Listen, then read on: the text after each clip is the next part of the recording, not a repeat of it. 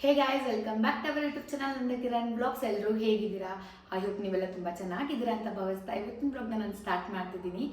ಇವತ್ತು ನೀವೆಲ್ಲ ಆಲ್ರೆಡಿ ತಮ್ಮನೇಲಿ ನೋಡಿರ್ತೀರಾ ನಾನು ಯಾವ ಕಾನ್ಸೆಪ್ಟ್ ಜೊತೆ ಬಂದಿದ್ದೀನಿ ಅಂತ ಅಂದರೆ, ನಂದು ಆಕ್ಸೆಂಚರ್ ಎಕ್ಸ್ಪೀರಿಯನ್ಸ್ ಆ್ಯಂಡ್ ನನ್ನ ಲಾಸ್ಟ್ ಡೇ ಹೇಗಿತ್ತು ಗೊತ್ತಾ ಅಂತ ಹೇಳೋದಕ್ಕೆ ಬಂದಿದ್ದೀನಿ.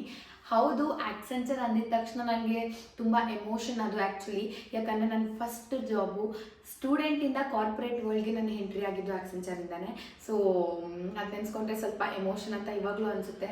ತುಂಬ ಎಂಜಾಯ್ ಮಾಡಿದ್ದೀವಿ. ಸ್ಟಾರ್ಟಿಂಗು ನಾನು ಕಾಲೇಜ್ ಮುಗಿಸ್ಕೊಂಡು ಆಕ್ಸೆಂಚರಿಗೆ ಸೇರ್ಕೊಂಡಾಗ ನನಗೆ ಏನೂ ಗೊತ್ತಿರಲಿಲ್ಲ. ಕಮ್ಯುನಿಕೇಷನ್ ಅಂತೂ ಝೀರೋ ಕಮ್ಯುನಿಕೇಷನ್ ಇತ್ತು. ಏನೂ ಅಷ್ಟೊಂದು ಗೊತ್ತಿರಲಿಲ್ಲ. ಅಷ್ಟೊಂದಲ್ಲ, ಏನೂ ಗೊತ್ತಿರಲಿಲ್ಲ. ಹ್ಯಾಂಡ್ ಅಲ್ಲಿ ಇಲ್ಲ. ಸೊ ಎಲ್ಲರೂ ಹೇಳ್ಕೊಟ್ರು. ನಾನು ಅಲ್ಲೆಲ್ಲ ತುಂಬ ಕಲಿತೆ. ಜೀವನದ ಬಗ್ಗೆನೂ ಕಲಿತೆ ಆ್ಯಂಡ್ ಕೆಲಸದ ಬಗ್ಗೆನೂ ಕಲಿತೆ. ಬ್ಯಾಂಗ್ಳೂರು ಮೇಯ್ನು ಊರಿಂದ, ಮೈಸೂರಿಂದ ನಾನು ಬ್ಯಾಂಗ್ಳೂರಿಗೆ ಬಂದಿದ್ದೆ. ಸೊ ಬ್ಯಾಂಗ್ಳೂರಲ್ಲಿ ಹೇಗಿರುತ್ತೆ ಅದನ್ನು ಕಂಪ್ನಿಯಿಂದನೇ ಕಲ್ತ್ಕೊಂಡೆ ಆ್ಯಕ್ಚುಲಿ. ಸೊ ಎಲ್ಲನೂ ಕಲಿಸ್ದು ಆಕ್ಸೆಂಚರು. ಅದು ನೆನೆಸ್ಕೊಂಡ್ರೆ ತುಂಬ ಖುಷಿಯಾಗುತ್ತೆ, ನನ್ನ ಕಡೆ ಬೇಜಾರು ಆಗುತ್ತೆ. ನಾನು ಫಸ್ಟು ಆಕ್ಸೆಂಚರ್ ಸೇರ್ಕೊಂಡಾಗ ಬಾಗ್ಮನೆ ಟೆಕ್ ಪಾರ್ಕ್ ಬ್ಯಾಂಕ್ 10ನಲ್ಲಿದ್ದೆ. ಸೊ ಅಲ್ಲೂ ಒಂದು 2-3 ವರ್ಷ ಇದ್ದೆ ಅನಿಸುತ್ತೆ. 2-3 ವರ್ಷ ಚೆನ್ನಾಗಿತ್ತು. ಅಲ್ಲೂ ತುಂಬ ಕಲ್ತ್ಕೊಂಡೆ. ಆ್ಯಂಡ್ ಅಲ್ಲಿಂದ ನಾನು ಸರ್ಜಾಪುರ್ಗೆ ಹೋದೆ ಮತ್ತು ಅಲ್ಲಿ ಒಂದು 6 ಮಂತ್ಸ್ ಇದ್ದೆ. ಅದಾದಮೇಲೆ ಮತ್ತೆ ನಾನು ಗ್ಲೋಬಲ್ ವಿಲೇಜ್ ಟೆಕ್ ಪಾರ್ಕ್ಗೆ ಬಂದೆ. ಗ್ಲೋಬಲ್ ವಿಲೇಜ್ ಬಂದು ಕೆಂಗೇರಿಲಿರೋದು. ಗ್ಲೋಬಲ್ ವಿಲೇಜಲ್ಲಿ ಸಖತ್ತಾಗಿತ್ತು. ಯಾಕೆಂದರೆ ಬ್ಯಾಂಕ್ 10 ಒಂಥರ ಚೆನ್ನಾಗಿತ್ತು. ಅಲ್ಲಿ ನನಗೆ ಏನೂ ಗೊತ್ತಿರಲಿಲ್ಲ, ಎಲ್ಲ ಕಲ್ತ್ಕೊಂಡಿದ್ದೆ. ಬ್ಯಾಂಕ್ 8ಗೆ ಬರೋಷ್ಟರಲ್ಲಿ ಗ್ಲೋಬಲ್ ವಿಲೇಜ್ ಟೆಕ್ ಪಾರ್ಕ್ ಕೆಂಗೇರಿಲಿತ್ತು. ಅಲ್ಲಿಗೆ ಬರೋಷ್ಟರಲ್ಲಿ ಸ್ವಲ್ಪ ಎಲ್ಲ ಗೊತ್ತಿತ್ತು, ಎಲ್ಲದ್ರ ಬಗ್ಗೆನೂ ತಿಳ್ಕೊಂಡಿದ್ದೆ, ಎಲ್ಲನೂ ಕಲ್ತ್ಕೊಂಡಿದ್ದೆ. ಏನಪ್ಪ ಅಂತ ಅಂದರೆ ಅಲ್ಲಿ ಬಂದಾಗ ಬಾಯ್ಸು ಗರ್ಲ್ಸ್ ಇಬ್ಬರು ಇದ್ದರು. ಯೂಶ್ವಲಿ ಒಂದು ಟೀಮ್ ಅಂತಂದರೆ ಇಬ್ಬರು ಇರ್ತಾರಲ್ವ. ನಾನು ಇಲ್ಲಿಗೆ ಬಂದಮೇಲೆ ಡೈವರ್ಸಿಟಿ ಅನ್ನೋದೊಂದು ಕಾನ್ಸೆಪ್ಟ್ ಬಂತು ಗೈಸ್. ಡೈವರ್ಸಿಟಿ 50% ಆಯಿತು. ಸೊ 50% ಹುಡುಗಿರಿದ್ರು, 50% ಹುಡುಗರಿದ್ರು. ಅದಾದಮೇಲೆ ಕಂಪ್ಲೀಟ್ 100% ಡೈವರ್ಸಿಟಿ ಲೊಕೇಶನ್ ಆಯಿತು. ನಾನು ಇದ್ದಿದ್ದು ಬ್ರ್ಯಾಂಚು. ಸೊ ಫುಲ್ ಎಲ್ಲ ಗರ್ಲ್ಸೇ ಇದ್ದರು. ತುಂಬ ಸಕ್ಕತ್ತಾಗಿತ್ತು. ನಮ್ಗೆ ಎಷ್ಟು ಮಜಾ ಮಾಡಿದ್ದೀವಿ ಗೊತ್ತಾ. Full girls. ಏನಾದರೂ ಒಂದು ಈವೆಂಟ್ಸು ಎಲ್ಲ ಪಾರ್ಟಿಸಿಪೇಟ್ ಮಾಡೋದು, ಇಲ್ಲ ಒಂದು ರಿಪಬ್ಲಿಕ್ ಡೇ ಆಗಲಿ, ಬೇ ಎಲ್ಲ ಫುಲ್ಲು ಕೇಸರಿ ಬಿಳಿ ಹಸಿರು ಫುಲ್ಲು ಡೆಕೋರೇಷನ್ ಮಾಡೋದು. ಪ್ರತಿಯೊಂದು ಏನಾದರೂ ಒಂದು ಸ್ಪೆಷಲ್ ಡೇ ಅಂತ ಯಾರೋ ಆರ್ಗನೈಸ್ ಮಾಡಿದ್ರೆ ಅದಕ್ಕೆ ಪರ್ಫಾರ್ಮೆನ್ಸ್, ಡ್ಯಾನ್ಸ್ ಪರ್ಫಾರ್ಮೆನ್ಸ್ ಕೊಡೋದು, ಆ ಥರ ಎಲ್ಲ ಮಾಡ್ತಿದ್ವಿ ಗೈಸ್. ತುಂಬ ಚೆನ್ನಾಗಿತ್ತು. ಅದಾದಮೇಲೆ ಆಕ್ಸೆಂಚರಲ್ಲಿ ಫ್ಯಾಮಿಲಿ ಡೇ ಅಂತೆಲ್ಲ ಮಾಡ್ತಿದ್ರು. ಆಗ ನಮ್ಮ ಫ್ಯಾಮಿಲಿಗೆಲ್ಲ ಒಂದು ದೊಡ್ಡ ಹೋಟೆಲ್ಸ್ಗಳೆಲ್ಲ, ರೆಸಾರ್ಟ್ಸ್ಗಳಲ್ಲೆಲ್ಲ ಫಂಕ್ಷನ್ ಇರ್ತಿತ್ತು. ಆಗ ಫ್ಯಾಮಿಲಿನ ಕರ್ಕೊಂಡು ಬರೋದು, ಅದೆಲ್ಲ ತುಂಬ ಚೆನ್ನಾಗಿತ್ತು. ಆ್ಯಂಡ್ ಡಿನ್ನರ್ಸ್ ಆಗಿರಲಿ, ಔಟಿಂಗ್ ಆಗಿರಲಿ, ಮಜಾ ಮಾಡಿದ್ವಿ ಗರ್ಲ್ಸೇ ಸೇರಿಕೊಂಡು. ಮೇಯ್ನ್ ಮಜಾ ಮಾಡೋಕ್ಕೆ ಏನಂತಂದರೆ ನಮ್ಮ ಮ್ಯಾನೇಜರ್ ಸಿಕ್ಕಾಪಟ್ಟೆ ಫ್ರೆಂಡ್ಲಿ ಗೈಸ್. ತುಂಬಾ ಫ್ರೆಂಡ್ಲಿ ಆಗಿದ್ದರು, ತುಂಬ ಒಳ್ಳೆಯವರು. ಆ್ಯಕ್ಚುಲಿ ಅವ್ರು ಏನಾದ್ರು ಈ ವಿಡಿಯೋ ನೋಡ್ತಿದ್ರೆ ಥ್ಯಾಂಕ್ ಯು ಸೋ ಮಚ್ ಅಂತ ಹೇಳ್ತೀನಿ. ತುಂಬ ಖುಷಿಯಾಗುತ್ತೆ ಅದನ್ನು ನೆನೆಸ್ಕೊಂಡ್ರೆ. ಬಟ್ ನಾನು ಆಕ್ಸೆಂಚರ್ ಬಿಟ್ಟಾಗಲಿಂದ ಅವ್ರ ಜೊತೆ ನಾನು ಮಾತಾಡಬೇಕು ಅನ್ಕೋತೀನಿ, ಆಗೋದೇ ಇಲ್ಲ. ಅವರು ಅಷ್ಟೇ ತುಂಬ ಬ್ಯುಸಿ ಇರ್ತಾರೆ. ಅವರು ಇವಾಗ ಹೈ ಲೆವೆಲಲ್ಲಿದ್ದಾರೆ. ಸೊ ಅವ್ರು ನೆನೆಸ್ಕೊಂಡ್ರೆ ತುಂಬ ಖುಷಿಯಾಗುತ್ತೆ. And proud woman, strong lady ಅಂತಲೇ ಹೇಳ್ಬೋದು. ಅವರನ್ನ ನೋಡಿ ಕಲ್ತಿರೋದು ತುಂಬ ಇದೆ. ಆ ಥರ ಒಂದು ಮೋಟಿವೇಟ್ ಆಗಬೇಕು ಗೈಸ್. ಯಾರನ್ನಾದ್ರೂ ನೋಡಿದಾಗ ಓಕೆ ನಾವು ಈ ಥರ ಆಗಬೇಕು, ನೋಡಿ ಕಲಿಯೋದು ತುಂಬ ಇದೆಯಪ್ಪ ಅಂತ ಅನಿಸ್ಬೇಕು. ಆ ಥರ ನಂಗೆ ನಿಜವಾಗ್ಲೂ ಹೇಳಬೇಕು ಅಂತಂದರೆ ನನ್ನ ಮ್ಯಾನೇಜರ್ ಇದ್ದರು. ಅವರು ಲೇಡಿನೇ, ಬಟ್ ತುಂಬ ಸ್ಟ್ರಾಂಗ್. ಅವರಿಂದ ನಾನು ತುಂಬ ಕಲ್ತಿದ್ದೀನಿ. ತುಂಬ ಕಲ್ತಿದ್ದೀನಿ. ಆ್ಯಂಡ್ ಅವರು ನಂಗೆ ತುಂಬ ಸಪೋರ್ಟ್ ಮಾಡಿದ್ದಾರೆ. ಚೆನ್ನಾಗಿತ್ತು. ಅವರು ಮೋಸ್ಟ್ಲಿ ಮ್ಯಾನೇಜರ್ ಆಗಿದ್ದಕ್ಕೆ ಅನಿಸುತ್ತೆ ನಾವು ಅಷ್ಟೊಂದು ಎಂಜಾಯ್ ಮಾಡೋಕ್ಕಾಗಿದ್ದು ಡೈವರ್ಸಿಟಿ ಲೊಕೇಶನ್ ಅಂತ ಹೇಳಿ. ಅದಾದಮೇಲೆ ಹೌದು 5.5 ವರ್ಷ ನನಗೆ ಆಗಿದ್ದೆ ಗೊತ್ತಾಗಲಿಲ್ಲ ಗೈಸ್ ಆಕ್ಸೆಂಚರಲ್ಲಿ. ಕೊನೆಗೆ 5.5 ವರ್ಷ ಆಯಿತು. ಸರಿ ಕಂಪ್ನಿ ಚೇಂಜ್ ಮಾಡೋಣ ಅಂತ ಮೈಂಡಿಗೆ ಎಲ್ಲೋ ಒಂದು ಕಡೆ ಬಂತು. ಆ್ಯಕ್ಚುಲಿ 3 ಇಯರ್ಸ್ ಇದ್ದಾಗಲೇ ಚೇಂಜ್ ಮಾಡಬೇಕಂತ ಅಂದ್ಕೊಂಡೆ. ಆದರೆ ಕರೋನಾ ಅದು ಇದೆಲ್ಲ ಬಂತು. ಸೊ ಜಾಬ್ ಬಗ್ಗೆ ರಿಸ್ಕ್ ತಗೊಳ್ಳೋದು ಬೇಡಪ್ಪ ಅಂತ ಹೇಳಿ ಅದಕ್ಕೇನು ತಲೆ ಹಾಕಿರಲಿಲ್ಲ. ಈಗ 5.5 ವರ್ಷ ಆಯ್ತಲ್ಲ, ಇವಾಗ ಕಂಪ್ನಿ ಚೇಂಜ್ ಮಾಡೋಣ ಅಂತ ಹೇಳಿ ರೆಸಿಗ್ನೇಷನ್ ಹಾಕಬೇಕು ಅನ್ನೋದನ್ನು ಬಂತು. ತುಂಬಾ ಯೋಚನೆ ಮಾಡಿ ಏನು ಮಾಡೋದು 3 ಮಂತ್ಸ್ ನೋಟಿಸ್ ಪೀರಿಯಡ್ ಎಲ್ಲೂ ಒಪ್ಪಲ್ಲ. ಅದೇ 3 ಮಂತ್ಸ್ ನೋಟಿಸ್ ಪೀರಿಯಡ್ ಅಂದರೆ ರಿಜೆಕ್ಟ್ ಆಗುತ್ತೆ. ಯಾವ ಕಂಪ್ನಿಲೂ ಅಷ್ಟು ಈಸಿಯಾಗಿ ತೊಗೊಳ್ಳಲ್ಲ, ಅದು ನಮ್ಮ ಫೀಲ್ಡ್ಗೆ. ಸೊ ಏನು ಮಾಡೋದು ಅಂತ ಯೋಚನೆ ಮಾಡಿದಾಗ ಮನೇಲೆಲ್ಲ ಕೇಳಿದೆ. ನೀನು ರಿಸೈನ್ ಮಾಡಿಬಿಟ್ಟು ಹುಡುಕ್ತೀನಿ ಅಂದರೆ ಹುಡುಕು ಅಂತ ಹೇಳಿದ್ರು. ಸರಿ ಮನೆಯವ್ರು ಧೈರ್ಯ ಕೊಟ್ಟರಲ್ಲ ಅಂದ್ಬಿಟ್ಟು ಆ ಧೈರ್ಯ ತೊಗೊಂಡು ನಾನು ರಿಸೈನ್ಗೆ ಹಾಕಿದೆ ಗೈಸ್. ಅಲ್ಲೆಲ್ಲ ಪೋರ್ಟಲಲ್ಲಿ ಅಪ್ಡೇಟ್ ಮಾಡೋದು. ಸೊ ಪೋರ್ಟಲಲ್ಲಿ ರೆಸಿಗ್ನೇಷನ್ ಹಾಕಿದೆ. ಸೊ ಮ್ಯಾನೇಜರ್ ಕರೆದ್ಬಿಟ್ಟು ಕೇಳಿದ್ರು, ನಿಂಗೆ ಏನು ಪ್ರಾಬ್ಲಮ್ ಆಗಿದೆ, ಏನಕ್ಕೆ ಹಾಕಿದ್ಯಾ ಅಂತೆಲ್ಲ. ಸ್ವಲ್ಪ ರೀಸನ್ಸ್ಗಳಿತ್ತು. ಆ್ಯಂಡ್ ಎಲ್ಲ ಹೇಳಿದೆ, ಈ ಥರ 5.5 ವರ್ಷ ಆಗಿದೆ ಮತ್ತು ಸ್ವಲ್ಪ ರೀಸನ್ಸ್ಗಳಿತ್ತು. ಅದನ್ನೆಲ್ಲ ಹೇಳಿದೆ. ಬೇಡ ವಾಪಸ್ ತಗೋ ಅಂತೆಲ್ಲ ಹೇಳಿದ್ರು. ಮಾಮೂಲಿ ಅದೆಲ್ಲ ಕಂಪ್ನಿಲೂ ಕೇಳ್ತಾರಲ್ಲ ಅದೇ ಥರ ಫಾರ್ಮಾಲಿಟಿ ಸ್ಟಾಕ್ ಆಯಿತು. ಅದಾದಮೇಲೆ ನಾನು ಫಿಕ್ಸ್ ಆಗಿದ್ದೆ ಇಲ್ಲ ಅಂತ. ಆಮೇಲೆ ಅವರು ಜಾಸ್ತಿ ಫೋರ್ಸ್ ಮಾಡಲಿಲ್ಲ, ಯಾಕೆಂದರೆ ಆಲ್ರೆಡಿ ನಾನು ಫಿಕ್ಸ್ ಆಗಿಬಿಟ್ಟಿದೆ ಅಂತ ಅವ್ರಿಗೆ ಗೊತ್ತಿತ್ತು. ಆ್ಯಂಡ್ ಹೌದು, ಅದು ತುಂಬ ಕಷ್ಟ ದಿನಗಳು, ಆ್ಯಕ್ಚುಲಿ ತುಂಬ ಕಷ್ಟ ದಿನಗಳು. ಆ್ಯಂಡ್ ರೆಸಿಗ್ನೇಷನ್ ಹಾಕಾದ್ಮೇಲೆ 3 ಮಂತ್ಸ್ ನನಗೆ ನೋಟಿಸ್ ಪೀರಿಯಡ್ ಇತ್ತು. ನೋಟಿಸ್ ಪೀರಿಯಡಲ್ಲಿ ನಾನು ಕೆಲಸ ಹುಡುಕ್ತೆ ಗೈಸ್, ಹುಡುಕಿ ಸಾಕಾಯಿತು. ಎಲ್ಲೂ ದಿನಾ ಅಪ್ಡೇಟ್ ಮಾಡ್ತಿದ್ದೀನಿ, ನನಗೆ ಒಂದು ಕಾಲ್ಸ್ ಬರ್ತಿಲ್ಲ. ಒಂದು ಕಾಲ್ಸ್ ಬರ್ತಿದೆ, ಇಮಿಡಿಯೇಟ್ ಜಾಯ್ನರ್ ಬೇಕು ಅಂತಲೇ ಕೇಳ್ತಿದ್ದಾರೆ. ಕಾಲ್ಸ್ ಇಂಟರ್ವ್ಯೂ ಎಲ್ಲ ಕ್ಲಿಯರ್ ಆಗುತ್ತೆ, ಇಮಿಡಿಯೇಟ್ ಜಾಯ್ನರ್ ಬೇಕು ಅಂತಿದ್ದಾರೆ. ಆಗ ನನಗೆ ಇನ್ನೂ 3 ಮಂತ್ಸು 2 ಮಂತ್ಸು ನೋಟಿಸ್ ಪೀರಿಯಡು, 2 ಮಂತ್ಸ್ಗೂ ಯಾರು ಒಪ್ಕೋತಾ ಇರಲಿಲ್ಲ. ಏನು ಮಾಡೋದು, 1 ಮಂತ್ ಹಂಗೆ ಆಗೋಯ್ತು. ಇನ್ನು 2 ಮಂತ್ಸ್ ಇತ್ತು, 2 ಮಂತಲ್ಲಿ ಅದು 1 ಮಂತ್ ಆಗೋಯ್ತು. ಇನ್ನು ಲಾಸ್ಟ್ 1 ಮಂತ್ ಅಷ್ಟೇ ಇದ್ದಿದ್ದು ನೋಟಿಸ್ ಪೀರಿಯಡ್ ಕ್ಲೋಸ್ ಆಗೋಕ್ಕೆ. 1 ಮಂತಲ್ಲಿ ನನಗೆ ಯಾವುದು ಅಷ್ಟೊಂದು ಕಾಲ್ಸ್ ಬರಲಿಲ್ಲ. ಆಮೇಲೆ ಬರೋಕ್ಕೆ ಸ್ಟಾರ್ಟ್ ಆಯಿತು. ಹಂಗೆ ಫೈನಲಿ ಆಯಿತು. ಲಾಸ್ಟ್ ವರ್ಕಿಂಗ್ ಡೇ ಇವತ್ತು ಮುಗೀತಿದೆ ಅಂದರೆ ಇನ್ನು 2 ಡೇಸ್ಗೆ ನಾನು ಬೇರೆ ಕಂಪ್ನಿಗೆ ಜಾಯ್ನ್ ಆಗಬೇಕಿತ್ತು. ಆವಾಗ ಕಾಲ್ ಬಂದು ಸೆಲೆಕ್ಟ್ ಆದೆ. ಇನ್ನೂ ಅನ್ಫಾರ್ಚುನೇಟ್ಲಿ ಗಾಡ್ ಗ್ರೇಸ್ ಯಾವುದೋ ಒಂದು ಕಂಪ್ನಿ ಸಿಕ್ತು. ಓಕೆ, ಡೊಮೈನ್ ಬೇರೆ ಇತ್ತು, ಬಟ್ ಸಿಕ್ತು ಕಂಪ್ನಿ. ಸರ್ ಅಂದ್ಬಿಟ್ಟು ಇಲ್ಲಿ ನಾನು ಲಾಸ್ಟ್ ಡೇ ಲ್ಯಾಪ್ಟಾಪ್ ರಿಟರ್ನ್ ಮಾಡೋಕ್ಕೆ ಹೋಗ್ಬೇಕಾಗಿತ್ತು. ಅಪ್ಪ ಅದನ್ನು ನೆನೆಸ್ಕೊಂಡೆ ನನಗೆ ಎಷ್ಟು ಕಷ್ಟ ಆಗುತ್ತೆ ಅಂದರೆ ಗೈಸ್, ಫಸ್ಟ್ ಕಂಪ್ನಿ 5.5 ವರ್ಷ ನಾನು ಲಾಂಗ್ ಡ್ಯೂರೇಷನ್ ಆಗಿಬಿಟ್ಟಿದೆ. ಪ್ರತಿಯೊಂದು ರೂಲ್ಸ್ ರೆಗ್ಯುಲೇಷನ್ ಪ್ರತಿಯೊಂದು ಗೊತ್ತು, ಹೆಂಗಿರುತ್ತೆ ಏನು, ನಾವೆಲ್ಲ ಎಚ್ಚೆತ್ಕೊಂಡಿರಬೇಕು, ಇಲ್ಲ ನಾವು ಹೆಂಗಿರಬೇಕು ಕಂಪ್ನಿ ಅಂತ ಅಂದರೆ ಏನು ಕಲ್ತ್ಕೋಬೇಕು, ಎಲ್ಲ ಕಂಪ್ಲೀಟಾಗಿ ನಂಗೆ ಗೊತ್ತಾಗಿತ್ತು. ಎಲ್ಲ ಥರ ಎಕ್ಸ್ಪೀರಿಯೆನ್ಸು ಆಗಿತ್ತು. ಲಾಸ್ಟ್ ಡೇ ಲ್ಯಾಪ್ಟಾಪ್ ರಿಟರ್ನ್ ಮಾಡೋಕ್ಕೆ ಹೋಗಬೇಕು. ಎಷ್ಟು ಕಷ್ಟ ಆಯಿತು ಅಂದರೆ ಅವತ್ತು, ಇವಾಗ ನೆನೆಸ್ಕೊಂಡ್ರು ಎಷ್ಟು ಕಷ್ಟ ಆಗೋಯ್ತು ಅಂತ ಅನಿಸುತ್ತೆ. ಹೋಗಿ ಲ್ಯಾಪ್ಟಾಪ್ ರಿಟರ್ನ್ ಮಾಡೋಕ್ಕೆ ವೆಯ್ಟ್ ಮಾಡಬೇಕಾಗಿತ್ತು. ವೆಯ್ಟ್ ಮಾಡಿದೆ. ನಾವೆಲ್ಲದನ್ನ ಎಕ್ಸಿಟ್ ಚೆಕ್ಲಿಸ್ಟ್ನ ಕ್ಲೋಸ್ ಮಾಡ್ಕೊಡ್ತೀವಿ. ಆ್ಯಂಡ್ ಅಸೆಟ್ಟು ಬೇರೆಯವ್ರು ಏನಾದರೂ ಎಕ್ಸಿಟ್ ಎಂಪ್ಲಾಯಿ ರಿಟರ್ನ್ ಕೊಟ್ಟರೆ, ವಾಪಸ್ ಕೊಟ್ಟರೆ ಅದನ್ನು ನಾವು ತೊಗೊಂಡು ಡಿಕಮಿಷನ್ ಇಮೇಜ್ ಮಾಡಿ ಎಂಪ್ಲಾಯೀಸ್ಗೆ ಕೊಡ್ತಿದ್ವಿ. ಬಟ್ ಇವತ್ತು ನನ್ನ ಲ್ಯಾಪ್ಟಾಪ್ನೇ ನಾನು ರಿಟರ್ನ್ ಮಾಡಬೇಕು, ಇನ್ನೂ ಇಲ್ಲ ಅಂತ ಅಂದ್ಬಿಟ್ಟು ಆಮೇಲೆ ID ಕಾರ್ಡ್ ಕೊಡ್ತೀವಿ. ID ಕಾರ್ಡ್ ಇಟ್ಕೊಂಡು ಅವರು ಟ್ಯಾಗ್ ಏನಿರುತ್ತೆ ಅದನ್ನು ಕಿತ್ತು ಡಸ್ಟ್ಬಿನ್ಗೆ ಹಾಕ್ತಾರೆ.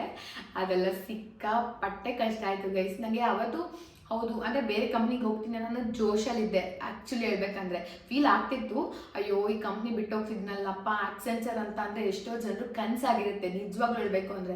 ಕಾಲೇಜಲ್ಲಿದ್ದಾಗ ನನಗೂ ಅಷ್ಟೇ ಆಕ್ಸೆಂಚರ್ ಕಂಪ್ನಿಗೆ ಹೋಗೋಕ್ಕಾಗುತ್ತೆ, ಅಷ್ಟು ದೊಡ್ಡ ಕಂಪ್ನಿ ಅಂತ ನನಗೂ ಅನಿಸ್ತಿತ್ತು ಓದಬೇಕಾದ್ರೆ. ಬಟ್ ಈ ಕಂಪ್ನಿನ ನಾನೇ 5.5 ವರ್ಷ ಅಲ್ಲಿದ್ದು ಬಿಟ್ಟು ಹೋಗ್ತಿದ್ನಲ್ಲ ಅಂತ ತುಂಬಾ ಬೇಜಾರಾಗ್ತಿತ್ತು ಅವತ್ತು. ಬಟ್ ಇವಾಗ ಆಗ್ತಿದ್ದೆಲ್ಲ ಇಷ್ಟೊಂದು ಬೇಜಾರಾಗ್ತಿರ್ಲಿಲ್ಲ, ಬೇಜಾರಾಗ್ತಿತ್ತು ತುಂಬ.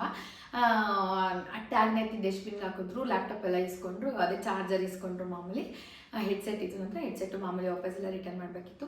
ತುಂಬ ಕಷ್ಟ ಆಯಿತು.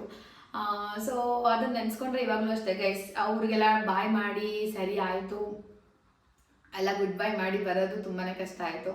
ಆ ದಿನ ನೆನೆಸ್ಕೊಂಡು ನಂಗೆ ಇವತ್ತಿಗೂ ಬೇಜಾರಾಗುತ್ತೆ. ಯಾಕಂದರೆ ನಿಮಗೂ ಗೊತ್ತಿರುತ್ತೆ, ನೀವೇನಾದರೂ ಎಕ್ಸ್ಪೀರಿಯನ್ಸ್ಡ್ ಆಗಿದ್ದರೆ, ನಿಮ್ಮದು first company, first friends gang ಆಗಿರ್ಬೋದು, ಇಲ್ಲ ಫಸ್ಟ್ ನೀವು ತಿಳ್ಕೊಂಡಿದ್ದು, ಇಲ್ಲ ಏನೋ ಒಂದು ಕಂಪ್ನಿ ಕಾರ್ಪೊರೇಟ್ ವರ್ಲ್ಡ್ ಅಂತ ಬಂದಾಗ ಫಸ್ಟು ಏನು ಎಕ್ಸ್ಪೀರಿಯನ್ಸ್ ಮಾಡಿರ್ತೀರ ಅದನ್ನು ನೆನೆಸ್ಕೊಂಡ್ರೆ ನಿಮ್ಗೆ ಇವಾಗಲೂ ಬೇಜಾರಾಗುತ್ತೆ, ನಿಜವಾಗ್ಲೂ ಬೇಜಾರಾಗುತ್ತೆ. ಏನಾದರೂ ಒಂದು ಎಮೋಷ್ನಲ್ ಇದ್ದೇ ಇರುತ್ತೆ. ಅದೇ ಥರ ನನಗೂ ಆಯಿತು, ತುಂಬ ಕಷ್ಟ ಆಯಿತು. ಆ ಟೈಮಲ್ಲಿ ನಾನು ಹೇಳ್ದಂಗೆ ಬೇರೆ ಕಂಪ್ನಿ ಇತ್ತು, ಜೋಶಲ್ಲಿ ಲ್ಯಾಪ್ಟಾಪ್ ರಿಟರ್ನ್ ಮಾಡಿಬಿಟ್ಟು ಬಂದಾದಮೇಲೆ ಸ್ವಲ್ಪ ದಿನ ಎಲ್ಲರೂ ಕಾಂಟ್ಯಾಕ್ಟ್ಸಲ್ಲಿದ್ದರು. ಇವಾಗಲೂ ಸ್ವಲ್ಪ ಜನ ಇದ್ದಾರೆ, ತುಂಬ ಕ್ಲೋಸ್ಡ್ ಒನ್ಸ್ ಕಾಂಟ್ಯಾಕ್ಟಲ್ಲಿದ್ದಾರೆ. ಇನ್ನು ಮಿಕ್ದವರೆಲ್ಲ ಮಾಮೂಲಿ ನನ್ನ ಸ್ಟೋರಿ ನೋಡ್ತಾರೆ, ನನ್ನ ಸ್ಟೇಟಸ್ ನೋಡ್ತಾರೆ. ತುಂಬ ಏನಾದರೂ ಚೆನ್ನಾಗಿದ್ದರೆ ಒಂದು ಮೆಸೇಜ್ ಹಾಕ್ತಾರೆ, ನಾನು ಹಾಕ್ತೀನಿ. ಅವ್ರನ್ನೆಲ್ಲ ನಾನು ತುಂಬ ಮಿಸ್ ಮಾಡ್ಕೋತೀನಿ. ಇವಾಗ ನಾನು ಆಲ್ಮೋಸ್ಟ್ ಆಕ್ಸೆಂಚರ್ ಬಿಟ್ಟು ಇವಾಗ 3ನೇ ಕಂಪ್ನಿಗೆ ಬಂದುಬಿಟ್ಟಿದ್ದೀನಿ ಆಕ್ಸೆಂಚರ್ ಬಿಟ್ಟಾದಮೇಲೆ. ಸೊ ಈ ಕಂಪ್ನಿಲೆಲ್ಲ ಎಕ್ಸ್ಪೀರಿಯೆನ್ಸ್ ಮಾಡಿದಾಗ ಇದು ಎಲ್ಲ ತುಂಬ ಚೆನ್ನಾಗಿರೋ ಕಂಪ್ನಿಗಳೇ. ಬಟ್ ಸ್ಟಿಲ್ ನಾನು ಆಕ್ಸೆಂಚರ್ ಅಂತ ನೆನೆಸ್ಕೊಂಡಾಗ ಅಲ್ಲಿ ಥರ ಎಲ್ಲಿರಲ್ಲ ಗುರು, ಅಷ್ಟು ಥರ ಆ ಥರ ಮ್ಯಾನೇಜರ್ ಯಾರಿಗೂ ಸಿಗಲ್ಲ. ಮತ್ತು ಅಲ್ಲಿದ್ದಿದ್ದು ಎನ್ವಿರಾನ್ಮೆಂಟು ಅಲ್ಲಿರಲ್ಲ, ಅಷ್ಟು ಫೀಲ್ ಆಗುತ್ತೆ ಗೈಸ್. ನಿಜವಾಗ್ಲೂ ಹೇಳ್ಬೇಕಂತ ಅಂದರೆ ನಾನು ಮಿಸ್ ಮಾಡ್ಕೋತೀನಿ, ಜಾಸ್ತಿ ಮಿಸ್ ಮಾಡ್ಕೋತೀನಿ ಆಕ್ಸೆಂಚರಲ್ಲಿ. ಆಮೇಲೆ ನಂದು ಪ್ರೀವಿಯಸ್ ಬ್ಲಾಗ್ಸಲ್ಲೆಲ್ಲ ನೀವು ಕೇಳಿದ್ದೀರಾ ಎಷ್ಟೊಂದು ಜನ, ನೀವು ಯಾವ ಟೀಮಲ್ಲಿ ವರ್ಕ್ ಮಾಡೋದು, ನೀವು ಏನು ವರ್ಕ್ ಮಾಡ್ತೀರಾ ಅಂತ ಹೇಳಿ. ನಾನು ಆ್ಯಕ್ಚುಲಿ ಒಂದೊಂದು ಕಂಪ್ನಿಲಿ ಒಂದೊಂದು ಡೆಸಿಗ್ನೇಷನ್ ವರ್ಕ್ ಮಾಡಿದ್ದೀನಿ. ಆಕ್ಸೆಂಚರಲ್ಲಿ ನಾನು 5.5 ವರ್ಷ ಟೆಕ್ ಸಪೋರ್ಟ್ ಇಂಜಿನಿಯರ್ ಆಗಿ ವರ್ಕ್ ಮಾಡಿದೆ. ಆ್ಯಂಡ್ L1 ಸಪೋರ್ಟ್ ಕೂಡ ಮಾಡಿದ್ದೀನಿ. Completely desktop management. ಏನಂತ ಅಂದರೆ ಇವಾಗ ಏನಾದರೂ ಇಶ್ಯೂ ಇದ್ದರೆ ಸಾಲ್ವ್ ಮಾಡೋದು, ಇನ್ಸ್ಟಾಲೇಷನ್ನು, ಪ್ರಿಂಟರು, ಅದು ಇದು ಎಲ್ಲ ಕಂಪ್ಲೀಟ್ ಟೆಕ್ನಿಕಲ್ ಬಗ್ಗೆ ನಾನು ವರ್ಕ್ ಮಾಡಿದ್ದು. ಅದಾದಮೇಲೆ ನಾನು ಸೆಕೆಂಡ್ ಕಂಪ್ನಿಗೆ ಹೋದಾಗ, ಸೆಕೆಂಡ್ ಕಂಪ್ನಿ ನಾನು ಕಂಪ್ಲೀಟ್ ಟ್ಯಾಬ್ಲೋ ಸಾಫ್ಟ್ವೇರ್ ಮೇಲೆ ಕಂಪ್ಲೀಟ್ ಡಿಸೈನ್ ಮಾಡಿದ್ದು. ಟ್ಯಾಬ್ಲೋ ಯೂಸಿಂಗ್ ಟ್ಯಾಬ್ಲೋ ನಾವು ಡಿಸೈನ್ ಮಾಡ್ತಿದ್ವಿ. ಸೊ ಅದು ಆ ಫೀಲ್ಡಲ್ಲಿ ಕಂಪ್ಲೀಟ್ 1 ವರ್ಷ ಇದ್ದೆ. ಅದಾದಮೇಲೆ ಆ ಕಂಪ್ನಿ ಚೇಂಜ್ ಮಾಡೋಣ, ಬಿಕಾಸ್ ನಾನು ಕಂಪ್ಲೀಟು ಟೆಕ್ನಿಕಲಲ್ಲಿ ಎಲ್ಲ ಎಕ್ಸ್ಪೀರಿಯೆನ್ಸ್ ಮಾಡಿಕೊಂಡು ಆಲ್ ಆಫ್ ಎ ಸಡನ್ ನನಗೆ ಟ್ಯಾಬ್ಲೋಗೆ ಬಂದು ನನಗೆ ಸ್ವಲ್ಪ ಕಷ್ಟ ಆಯಿತು ಕಲ್ತ್ಕೊಳ್ಳೋದು.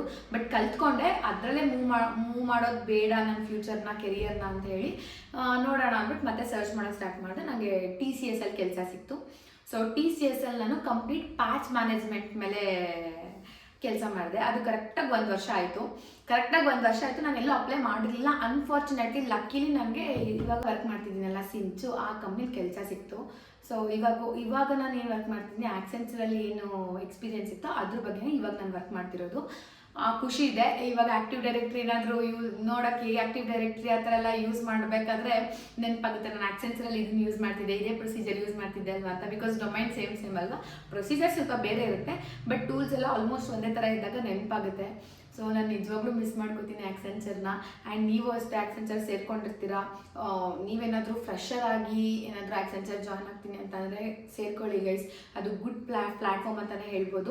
ಆ್ಯಂಡ್ ನನಗೆ ಸಿಕ್ಕಿದ ಟೀಮು, ನನಗೆ ಸಿಕ್ಕಿರೋಂಥ ಮ್ಯಾನೇಜರ್ಸ್ ನಿಮಗೆ ಸಿಕ್ಕಿದ್ರೆ ಅದು ಸಿಕ್ಕಾಪಟ್ಟೆ ಚೆನ್ನಾಗಿರುತ್ತೆ. ಆ್ಯಂಡ್ ನೀವೇನಾದರೂ ಫ್ರೆಷರ್ ಆಗಿ ನಿಮಗೇನಾದರೂ ಆಪ್ಷನ್ ಬಂತು ಅಂತಂದರೆ ಆಕ್ಸೆಂಚರ್ನ ಬಿಡೋಕ್ಕೆ ಹೋಗ್ಬೇಡಿ. ಯಾಕಂದರೆ ಫ್ರೆಷರ್ಸ್ಗೆ ಆ್ಯಕ್ಚುಲಿ ಗುಡ್ ಪ್ಲ್ಯಾಟ್ಫಾರ್ಮ್ ಅಂತಲೇ ಹೇಳ್ಬೋದು. ನಿಮ್ಮನ್ನ ಬೆಳೆಸಿದ್ದೆ ಗೈಸ್. ಕಾಂಟ್ರಾಕ್ಟರ್ ಆದರೂ ಪರವಾಗಿಲ್ಲ ಜಾಯ್ನ್ ಆಗಿ, ಬಿಕಾಸ್ ನಾನು ಆಕ್ಸೆಂಚರ್ನ ಕಾಂಟ್ರಾಕ್ಟರಾಗೆ ಜಾಯ್ನ್ ಆಗಿದ್ದು. ಅದಾದಮೇಲೆ ಅಲ್ಲಿ ಒಂದು ಸ್ವಲ್ಪ ರೂಲ್ಸ್ ರೆಗ್ಯುಲೇಷನ್ಸ್ ಇರುತ್ತೆ. ಆ ಪೀರಿಯಡ್ ಆದಮೇಲೆ ನಿಮಗೆ ಆನ್ ರೋಲ್ ಖಂಡಿತವಾಗ್ಲೂ ಆಗುತ್ತೆ ನಿಮ್ಮ ಪರ್ಫಾರ್ಮೆನ್ಸ್ ಮೇಲೆ. ಸೊ ನೀವು ಕಾಂಟ್ರಾಕ್ಟರಾಗಿ ಜಾಯ್ನ್ ಆಗಿ ನಿಮ್ಮ ಪರ್ಫಾರ್ಮೆನ್ಸ್ ಚೆನ್ನಾಗಿ ಮಾಡಿದ್ರೆ ಆಬ್ವಿಯಸ್ಲಿ ಆನ್ ರೋಲ್ ಆಗುತ್ತೆ. ಆನ್ ರೋಲ್ ಆಯಿತು ಅಂತ ಅಂದರೆ ಒಂದು 2-3 ವರ್ಷ ಎಕ್ಸ್ಪೀರಿಯನ್ಸ್ ಮಾಡ್ಕೊಬಿಟ್ರಂತೂ ನಿಮ್ಗೆ ಒಳ್ಳೆ ಫ್ಯೂಚರ್ ಸಿಗುತ್ತೆ. ಸೊ ಮಿಸ್ ಮಾಡ್ಕೋಬೇಡಿ. ನೀವು ಇವಾಗ ಸ್ಟಾರ್ಟಪ್ಪಲ್ಲಿ ಇನ್ನೂ ಜಾಸ್ತಿ ಪ್ಯಾಕೇಜ್ ಕೊಡ್ತಾರೆ ಹೌದು, ಬಟ್ ವೆಯ್ಟೇಜ್ ಇರೋದು ಬ್ರ್ಯಾಂಡ್ ಕಂಪ್ನೀಸ್ಗಳಲ್ಲೇ. ಸೊ ಸ್ಟಾರ್ಟಿಂಗ್ ನೀವು ಕೆರಿಯರ್ ಗ್ರೋತ್ ಮಾಡ್ಕೋಬೇಕಾದ್ರೆ ಈ ಥರ MNC ಟಾಪ್ MNC ಸಿಕ್ಕಿದಾಗ ಆಪರ್ಚುನಿಟಿ ಮಿಸ್ ಮಾಡ್ಕೋಬೇಡಿ. ಸಿಗಲಿಲ್ಲ ಅಂತ ಅಂದರೆ ಟ್ರೈ ಮಾಡಿ, ಬಟ್ ಸಿಕ್ಕಿರೋದನ್ನ ಮಾತ್ರ ಬಿಡಕ್ಕೆ ಹೋಗ್ಬೇಡಿ. ಯಾಕೆಂದರೆ ನನಗೆ ಒಂದು 3-4 ಜನ ಕಮೆಂಟ್ ಮಾಡಿದ್ದೀರಾ ಆಕ್ಸೆಂಚರಲ್ಲಿ ಸಿಕ್ಕಿದೆ, TCSಲ್ಲಿ ಸಿಕ್ಕಿದೆ, ಅಟ್ ದ ಸೇಮ್ ಟೈಮ್ ನಿಮಗೆ ಬೇರೆ ಸ್ಟಾರ್ಟಪ್ಪಲ್ಲೂ ಸಿಕ್ಕಿದೆ ಅಂತ ಹೇಳಿ. ಸ್ಯಾಲ್ರಿ ಜಾಸ್ತಿ ಅಂತ ಹೋದರೆ ಸ್ಟಾರ್ಟಿಂಗು ನಿಮ್ಮ ಕೆರಿಯರ್ ಬಿಲ್ಡ್ ಮಾಡ್ಕೋಬೇಕಾದ್ರೆ ನಿಮ್ಗೆ ಈ ಥರ ಗುಡ್ ಪ್ಲ್ಯಾಟ್ಫಾರ್ಮ್ಸ್ ಬೇಕಾಗಿರುತ್ತೆ. ಸೊ ಯೂಸ್ ಮಾಡ್ಕೊಳ್ಳಿ. ಆ್ಯಂಡ್ ಇನ್ನೊಂದು ಏನಂತ ಅಂದರೆ ಈ ಥರ ಏನಾದರೂ ನಿಮಗೆ MNC ಟಾಪ್ MNCಲಿ ಜಾಬ್ ಆಯಿತು ಅಂತ ಹೇಳಿದ್ರೆ ಅವರೇ ನಿಮಗೆ ನೆಕ್ಸ್ಟು ಹೈಯರ್ ಎಜುಕೇಷನ್ಗೆ ಹೆಲ್ಪ್ ಕೂಡ ಮಾಡ್ತಾರೆ. ಸೊ ಆ ಥರ ಆಪ್ಷನ್ಸ್ ಇರುತ್ತೆ. ನೀವು ಚೆಕ್ ಮಾಡ್ಕೊಬೇಕು HR ಹತ್ರ ಎಲ್ಲ. ಮಿಸ್ ಮಾಡ್ಕೊಬೇಡಿ. ನಾನಂತೂ ಮಿಸ್ ಮಾಡಿಕೊಂಡೆ. ಬಟ್ 5.5 years ಎಕ್ಸ್ಪೀರಿಯನ್ಸ್ ಇತ್ತಲ್ಲ, ಅದೊಂದು ಸ್ಯಾಟಿಸ್ಫ್ಯಾಕ್ಷನ್ ಇದೆ. ಇವಾಗ ನೆನೆಸ್ಕೊಂಡ್ರು ನನಗೆ ಅದೆಷ್ಟು ಯೂಸ್ ಎಕ್ಸ್ಪೀರಿಯನ್ಸ್ ಅಂತ ಅನಿಸುತ್ತೆ. ಬಿಕಾಸ್ ನಾನು ಆಕ್ಸೆಂಚರ್ ಆದಮೇಲೆ ಎಲ್ಲ ಕಂಪ್ನಿಲೂ 1 ವರ್ಷ 1.5 ವರ್ಷ ಆ ಥರನೇ ಮಾಡ್ಕೊಬಂದ್ಬಿಟ್ಟಿದ್ದೀನಿ. 3 ಕಂಪ್ನಿಲೂ ಜಾಸ್ತಿ ದಿನ ಇಲ್ಲ. ಅನ್ಫಾರ್ಚುನೇಟ್ಲಿ ಅದು ನಾನು ಚೇಂಜ್ ಮಾಡಬೇಕು ಅಂತ ಇರಲ್ಲ, ಏನೋ ಆ ಟೈಮಿಗೆ ಕರೆಕ್ಟಾಗಿ ಸಿಕ್ಬಿಡ್ತು 1 ವರ್ಷ ಆದಮೇಲೆ. ಸೊ ಆಕ್ಸೆಂಚರ್ ಲಾಸ್ ಡೇ ತುಂಬ ಕಷ್ಟ ಆಗಿತ್ತು ಗೈಸ್. ಅದು ಬಿಟ್ಟರೆ ನಾನು ಸೆಕೆಂಡ್ ಕಂಪ್ನಿಲೂ ಲಾಸ್ ಡೇ ಅಷ್ಟೊಂದು ಫೀಲ್ ಆಗಲಿಲ್ಲ, ಬಿಕಾಸ್ TCS ಸಿಕ್ತು ಅಂತ ಫುಲ್ ಖುಷಿಲಿದ್ದೆ. TCS ಲಾಸ್ ದಿನ ಅಂತೂ ನಂಗೆ ಒಂದು ಸ್ವಲ್ಪನೂ ಬೇಜಾರೇ ಆಗಲಿಲ್ಲ. ಯಾಕಂತ ಅಂದರೆ ನಂಗೆ ಸಿಂಚ್ ಆಲ್ರೆಡಿ ಸಿಕ್ಬಿಟ್ಟಿತ್ತು. ಅಂದರೆ ಅದು ಕಂಪ್ಲೀಟ್ ವರ್ಕ್ ಫ್ರಮ್ ಹೋಮ್ ಇತ್ತು ಅಲ್ವಾ. ಸೊ ನಂಗೆ ಅಷ್ಟು ಅನ್ನಿಸ್ಲಿಲ್ಲ. ಸೆಕೆಂಡ್ ಕಂಪ್ನಿ ಮತ್ತು ಯೂಸರ್ ರೆಡಿ ಕಂಪ್ನಿ ಮತ್ತು TCS ನಂಗೆ ಕಂಪ್ಲೀಟ್ ವರ್ಕ್ ಫ್ರಮ್ ಹೋಮ್ ಇತ್ತು. ಸೊ ನಾನು ಆಫೀಸ್ಗೆ ಹೋಗಲೇ ಇಲ್ಲ, ಅದಕ್ಕೆ ಅಷ್ಟೊಂದು ಬಾಂಡಿಂಗ್ ಇರಲಿಲ್ಲ. ಬಟ್ ಆಕ್ಸೆಂಚರಲ್ಲಿ ವರ್ಕ್ ಫ್ರಮ್ ಹೋಮ್ ಸ್ವಲ್ಪ ಕಮ್ಮಿನೇ, ಬಿಕಾಸ್ ಕರೋನಾ ಬಂದಮೇಲೆ ವರ್ಕ್ ಫ್ರಮ್ ಹೋಮು ಅದು ಇದು ಅಂತೆಲ್ಲಾಗಿದ್ದು. ಆಫೀಸ್ಗೆ ಹೋಗಿ ಆಫೀಸು ಪಿ ಜಿ ಅದೊಂಥರ ರೂಟೀನ್ ಆಗಿಬಿಟ್ಟಿತ್ತು. ಸೊ ಬಾಂಡಿಂಗ್ ಜಾಸ್ತಿ ಬಿಲ್ಡ್ ಆಗಿಬಿಟ್ಟಿತ್ತು. ಈಗಲೂ ಇವಾಗ ಆಫೀಸ್ ಸ್ಟಾರ್ಟ್ ಆಗಿದೆ. ಇವಾಗ ನಾನು ಹೈಬ್ರಿಡಲ್ಲಿ ಹೋಗ್ತಿದ್ದೀನಿ ಈಗಿರೋ ಕಂಪ್ನಿ. ಇವಾಗ ಗೊತ್ತಿಲ್ಲ ನನಗೆ ಅಂದರೆ ಇವಾಗ ತಾನೇ ಹೈಬ್ರಿಡ್ ಸ್ಟಾರ್ಟ್ ಆಗಿದೆ. ಬಿಕಾಸ್ ವೀಕ್ಲಿ ಒನ್ಸ್ ಹೋಗ್ತಿದೆ, ಇವಾಗ ಟ್ವೈಸ್ ಹೋಗ್ಬೇಕಷ್ಟೇ. ಲಾಸ್ಟ್ ಎಕ್ಸ್ಪೀರಿಯನ್ಸ್ ಈ ಥರ ತುಂಬ ಕಷ್ಟಕರವಾಗಿತ್ತು. ಆ್ಯಕ್ಚುಲಿ ನಾನು ಕ್ಲಿಪ್ಪಿಂಗ್ಸ್ ಎಲ್ಲ ತೊಗೊಂಡಿದ್ದೆ, ಬಟ್ ಎಲ್ಲ ಮಿಸ್ ಆಗಿಬಿಟ್ಟಿದೆ. ಸೊ ಎಕ್ಸ್ಪೀರಿಯನ್ಸ್ನ ಶೇರ್ ಮಾಡ್ಕೊಳ್ಳೋಣ ಅಂತ ಮಾಡಿಕೊಂಡೆ. ನಿಮಗೂ ಏನಾದರೂ ನಿಮ್ಮದು ಫಸ್ಟ್ ಕಂಪ್ನಿಲಿ ಫಸ್ಟ್ ಟೀಮ್ನ ಮಿಸ್ ಮಾಡ್ಕೊತಿದ್ರೆ ನನಗೆ ಕಮೆಂಟ್ ಹಾಕಿ. ಆ್ಯಂಡ್ ನಿಮ್ಗೆ ಏನಾದರೂ ಎಕ್ಸ್ಪೀರಿಯನ್ಸ್ ಆಗಿದ್ದರೆ ನೀವು ಇದೇ ಥರ ವ್ಲಾಗ್ ಮಾಡಿ ಗೈಸ್ ಅಂತ ಹೇಳ್ತಾ ಇವತ್ತಿನ ವ್ಲಾಗ್ನ ನಮ್ಗೆ ಎಂಡ್ ಮಾಡ್ತಿದ್ದೀನಿ. Thank you so much.